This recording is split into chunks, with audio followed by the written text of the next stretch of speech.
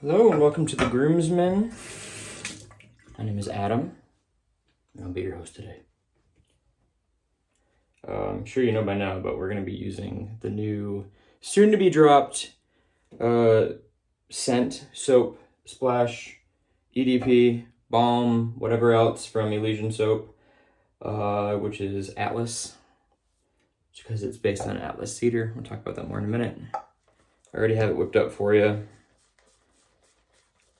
One thing I'll say about the soap base, because I'm not going to focus on it today, I think it's really good. I know maybe some people in that price range put more skin food ingredients in it, and that's great. I don't think it's the most expensive soap. And I did buy this and the splash. She threw in some extra goodies, but I bought it so I could say what I wanted about it. She knows I will, and she trusts me and my nose enough to include other stuff. But one thing I'll say about it is I guarantee you're going to get lather. I think I took a little video here for you guys to see. I don't care how hard your water is. I don't care what kind of brush you have, what if you're bowl lathering or tub lathering. This formula is made to lather. What you do with said lather and where you go with it, just like all other lathers, is up to you. But it's that whole your mileage may vary thing. You don't like my lather, go ahead and comment below and see if I care. I'll take the comment. But I do what works for me.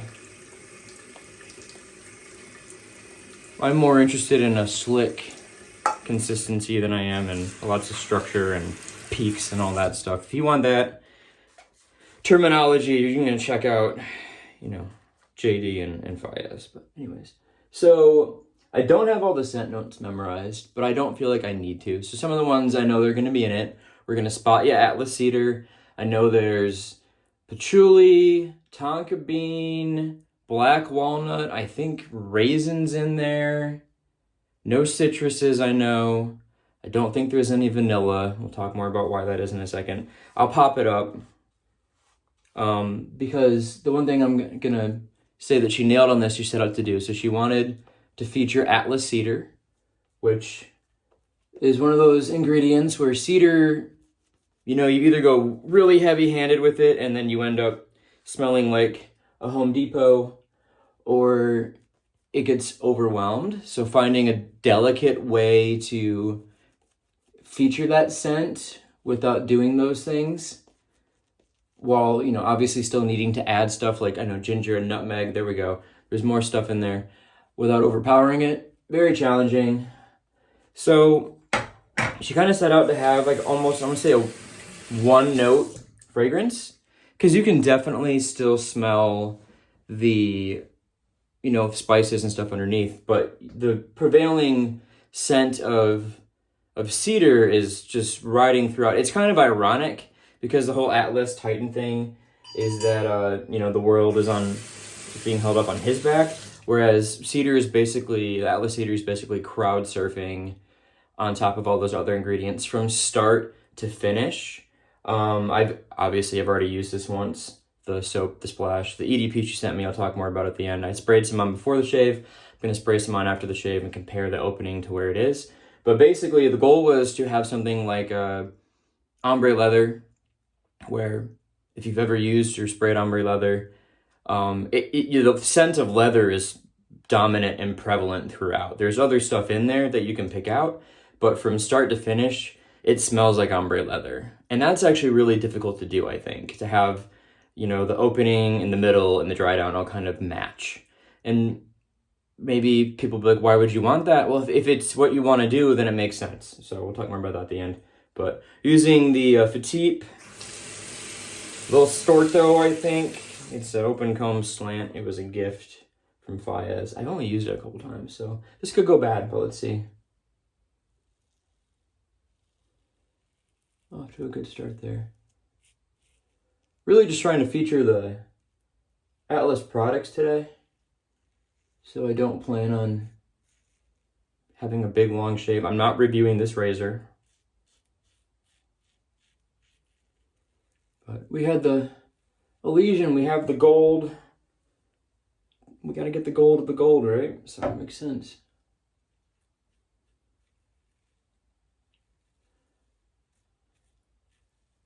If you don't know, you might not, because we haven't done one in a while, but we have this series we've done on the channel called Our 2 Bits, where the groomsmen all acquire the same product, not always the same scent, but from the same artist, and we all give our 2 bits on what we think about it. Elysian was our first one. Yes, it was my idea. Do we still do it? Not really. Guys don't really want to get into it. I don't know. So if you're out there and you want to partner up with us on that, and when I say partner, you're going to get some money, because we like to pay for stuff so we don't have to feel like we're owed anybody opinion. Hit me up. I've been busy.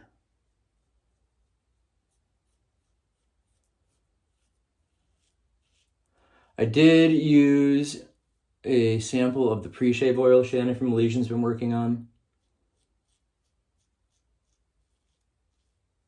I think I had a clip of that I can put up here too. It's in a dropper bottle. I've already told her that that's not going to work. She claims she already knew that. She's going to use pumps, but I mean, you heard it from me first, so, right? But I like it so far, but this isn't about that. I've been using it. I've used it thrice now. Twice with this soap. Once with a different soap. And I'm going to just keep using it and giving her feedback on it, but so I did do that there too.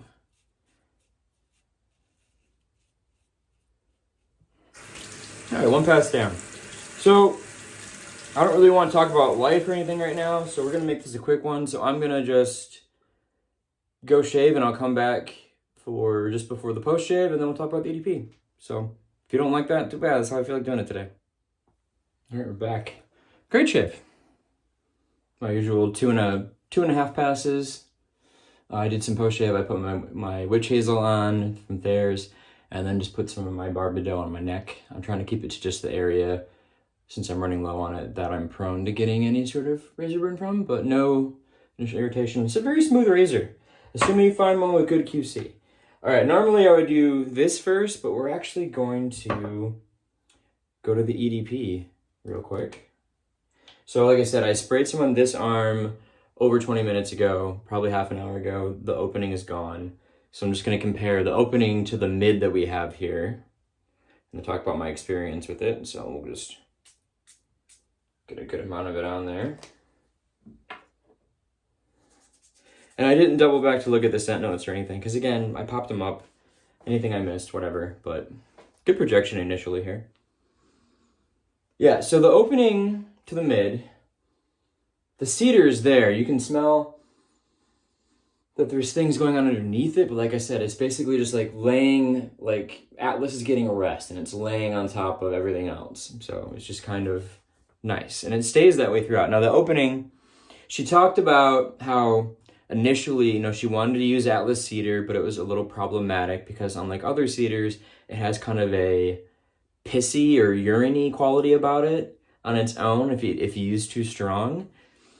And there might just be the slightest hint of that in the opening that I noticed before, and I think she agreed with me when I shared my assessment on that. It might just be the way the opening is, but it doesn't smell like pee. And would you rather smell like tree pee or animal anus? You guys tell me, all the Braxton fans out there. Like, we can get weird. You want to talk about vanilla?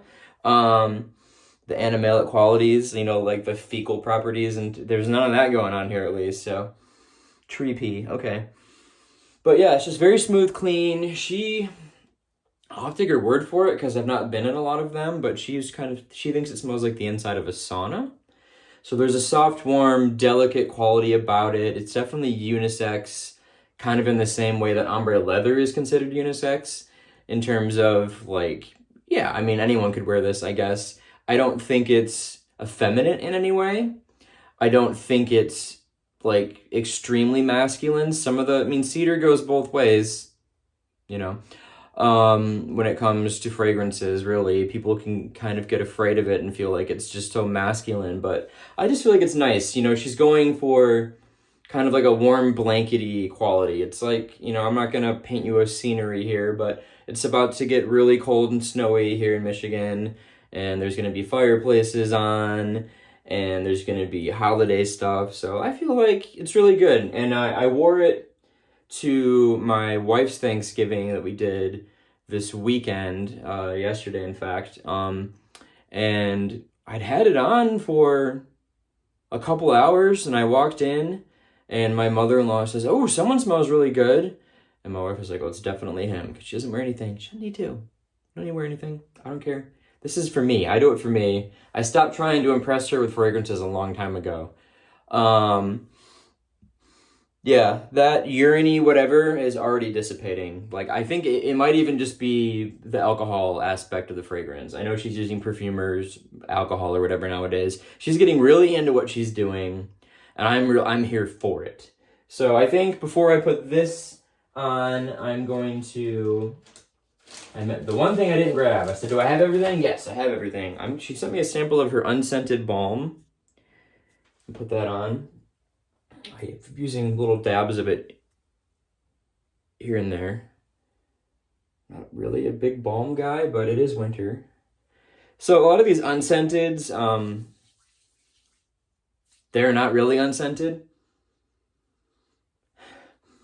You know, you're going to smell the ingredients. I feel like you kind of have that here, but it just smells slightly floral maybe. It smells kind of floral green, but it's not scented. So let's put this on.